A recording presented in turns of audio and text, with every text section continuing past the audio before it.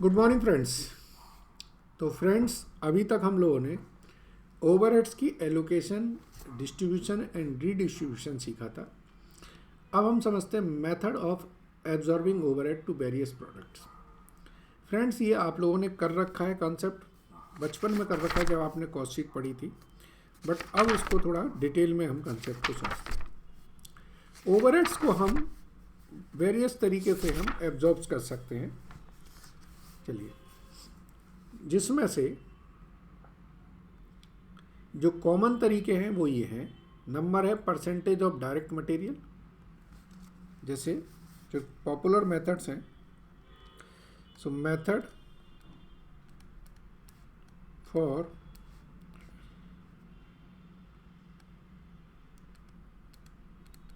Absorbing overheads, जिसमें पहली है परसेंटेज ऑफ डायरेक्ट मटेरियल। अब अगर परसेंटेज ऑफ डायरेक्ट मटेरियल की बात करें तो ओवरहेड रेट जो होगा वो क्या होगा? जो भी आपके प्रोडक्शन ओवरहेड्स हैं अपॉन बजटेड डायरेक्ट मटेरियल उस डिपार्टमेंट का इनटू 100। तो उससे पता चल जाएगा कि इतने परसेंटेज आपके मटेरियल का, इतना परसेंटेज आपका ओवरहेड्स होता है। दूसरी मेथड है वो है परसेंटेज ऑफ प्राइम कॉस्ट। तो इसमें ओवरहेड रेट क्या होगा? इसमें ओवरहेड रेट होगा जो भी आपके प्रोडक्शन ओवरहेड्स हैं अपॉन जो भी आपकी प्राइम कॉस्ट है। तो ये आपको कैलकुलेट हो जाएगा कि भाई हमारे इतने परसेंटेज प्राइम कॉस्ट के। तीसरी मेथड है वो है परसेंटेज ऑफ डायरेक्ट वेजेस या लेबर कॉस्ट। फॉर्मूला क्या होगा ओवरहेड रेट का? जो भी आपके प्रोडक्शन ओवरहेड्स हैं अपॉन डायरेक्ट लेबर इनटू 100। एक मेथड जो होती है वो आती है लेबर आवर रेट। अगर मैं लेबर आवर रेट बोल रहा हूँ तो समझ में आ रहा है कि लेबर आवर से डिवाइड कर दीजिए, ये कॉस्ट है। तो इस केस में जो ओवरहेड का रेट होगा वो क्या होगा? प्रोडक्शन या machinery upon direct labour hours. पता चल जाएगा कि एक घंटे में कितने ओवरहेड लग रहे हैं। नेक्स्ट मेथड जो आती है वो आती है मशीन आवर रेट। तो फॉर्मूला क्या होगा? Overhead rate is equal to production overheads upon number of machine hour. यहाँ पर भी number of direct labour hours आ जाएंगे। ठीक है जी। अगर मैं पर यूनिट पे देखें तो एक आता है rate per unit of output. तो रेट पर यूनिट में ओवरहेड रेट क्या होगा? Overhead rate amount of overheads, जो भी आपका ओवरहेड हो, प्रोडक्शन हो, सेलिंग हो, upon number of unit produced. ठीक है जी। इसके बाद ओवरहेड्स में दो तरीके के रेट होते हैं। एक होते हैं, अब इनको बोलते हैं टाइप ऑफ ओवरहेड रेट। एक होते हैं आपके नॉर्मल रेट। नॉर्मल रेट को हम लोग एक्चुअल भी कह सकते हैं। तो उसमें लिखते हैं हम लोग actual amount of overheads upon actual base. Base का मतलब है एक्चुअल लेबर आवर्स और एक्चुअल मशीन आवर्स और एक्चुअल यूनिट, जो भी आपको लेना है, जिस पे आप निकालना चाहें। दूसरा आपका होगा प्री डिटरमाइंड, इसको हम बोल सकते हैं बजटेड या प्रपोज्ड। इसका फॉर्मूला क्या होगा? Budgeted amount of overheads upon budgeted base. Base का मतलब है मशीन आवर ले लें, लेबर आवर ले लें, जो भी आपको लेना है। ठीक है जी। इसमें तीसरा कॉन्सेप्ट होता है, उसको बोलते हैं हम लोग blanket rate.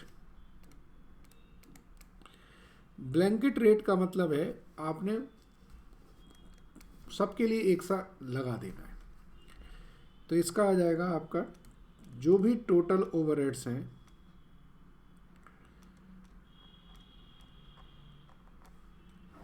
Upon total number of units. तो एक यूनिट का आपका फ्लैट रेट आ जाएगा। चौथा आता है इसमें एक डिपार्टमेंटल ओवरहेड रेट। अब डिपार्टमेंट के हिसाब से चलना है, तो हमारा जाएगा जो भी डिपार्टमेंटल है तो उस डिपार्टमेंट का overhead upon relevant department base. Word use किया रेलेवेंट डिपार्टमेंट, मतलब उसी डिपार्टमेंट का बेस। अब बेस में आप कोई भी ले सकते हैं, मशीन आवर भी ले सकते हैं, लेबर आवर ले सकते हैं और यूनिट भी ले सकते हैं। तो फ्रेंड इस तरीके से हम लोग ओवरहेड्स को एब्जॉर्ब करते हैं। फ्रेंड्स एब्जॉर्ब करने का मतलब क्या है, इसको समझ लीजिए।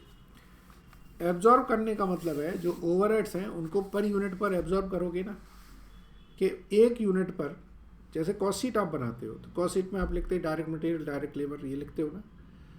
तो फिर उसमें आप ओवरहेड ऐड करते हो। तो ओवरहेड ऐड करने का मतलब है कि आप उसकी कॉस्ट में टोटल फिगर्स जोड़ते जाते हैं, तो उससे आपकी पर यूनिट कॉस्ट निकलती रहती है। फिर पर यूनिट कॉस्ट से आपको ये पता चलता है कि इस प्रोडक्ट को बनाने की मेरी ये कॉस्ट है और उस कॉस्ट को फिर मैं कितने में बेचूं जिससे कि मुझे प्रॉफिट हो। चलिए इससे रिलेटेड एक क्वेश्चन करते हैं, उससे आपको थोड़ा क्लैरिटी आएगी कॉन्सेप्ट की। पढ़ते हैं। A machine costing rupees 10,000 is expected to run for 10 years. At the end of this period, its scrap value is likely to be rupees 900. ठीक है, आगे देखें। Repairs during the whole life can be expected to be 18,000. And the machine is expected to run for इतने hours per year on an average. यहाँ से समझ गए ये पूरी मशीन के बारे में। It's electricity consumption is 15 unit per hour, rate per unit is 5 पैसे। The machine occupies 1/4 of the area of the department and has 2 point out of the total 10 point of lighting. हर एक point के बारे में दे रहा है। The foreman has to devote about 1/6 of his time. The monthly rent आपका इतना दे रखा है, लाइटिंग के चार्जेस इतने दे रखे हैं। द फोरमैन की सैलरी इतनी दे रखी। Find out the machine hour rate, assuming insurance आपका 1% है और ऑयल के खर्चे आपके 9 रुपये पर मंथ हैं। ठीक है, तो फ्रेंड्स ये हमें बेसिकली निकालना है मशीन का रेट। चलिए मैं समझाता हूँ। आप लिखेंगे statement showing machine hour rate।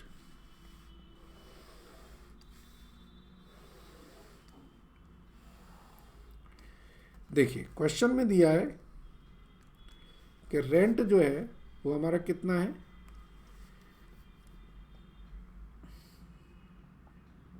Rent है हमारा 300 और मशीन कितना यूज कर रही है 1/4।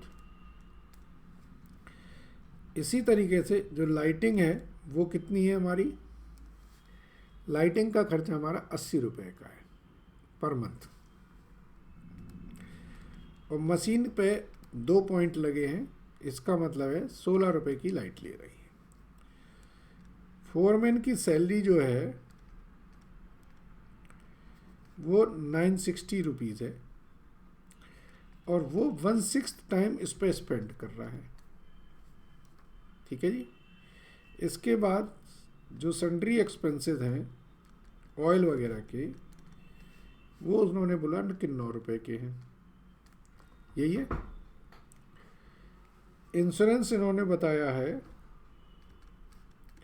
1% पर ईयर है, दैट इज 10,000 का 1% इंटू 1/12, ये हमारा 8 रुपये 33 पैसे हो गया। ठीक है जी। अब हमें एक चीज़ रह गई है, वो है डेप्रिशिएशन। तो ये तो खर्चे हैं जो होने ही होने, जरा टोटल कर लें इसका।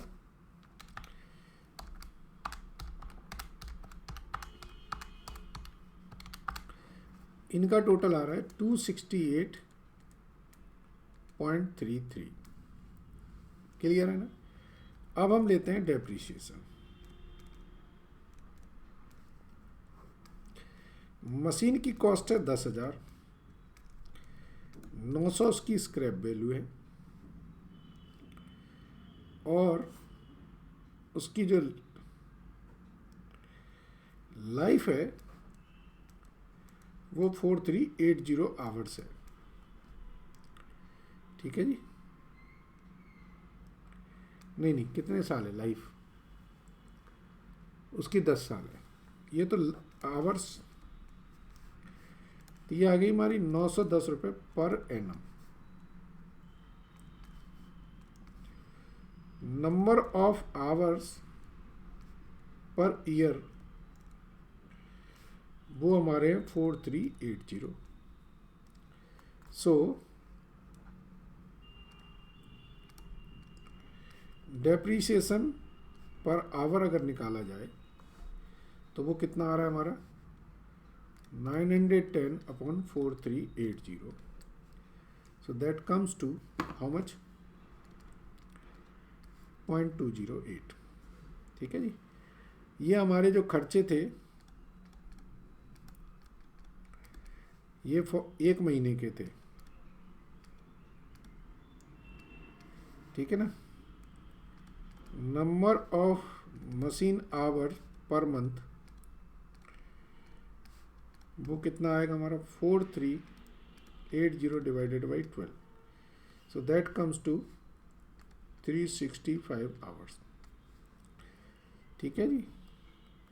सो एक तरह से हम कह सकते हैं फिक्स्ड एक्सपेंसेस पर आवर अगर निकालना चाहें तो 268.33/365, ये आता है हमारा 0.735। 735 हमारे फिक्स्ड एक्सपेंसेस हो गए, डेप्रीशिएशन आ गया, ये फिक्स्ड एक्सपेंसेस आ गए। अब क्वेश्चन में दिया था तीसरा, रनिंग एंड मेंटेनेंस।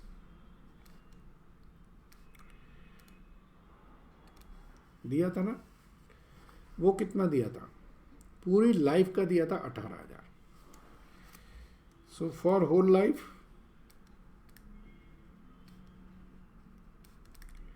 ये 18,000 है। ठीक है। तो फॉर 1 ईयर ये आ जाएगा 18,000 डिवाइडेड बाई 10, तो 1800।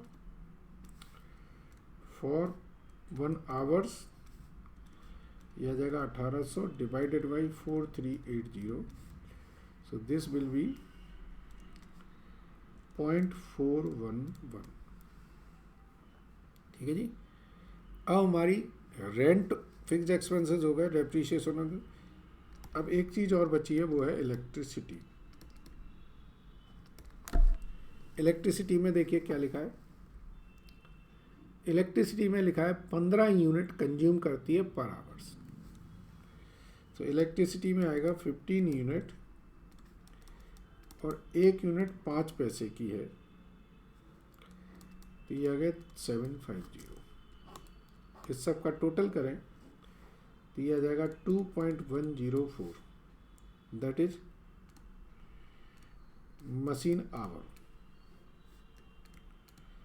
ओवरहेड पर मशीन आवर आ गया, या इसी को हम मशीन आवर रेट कह सकते हैं। ठीक है, तो क्लियर है मेरे ख्याल से क्वेश्चन ही पूरा।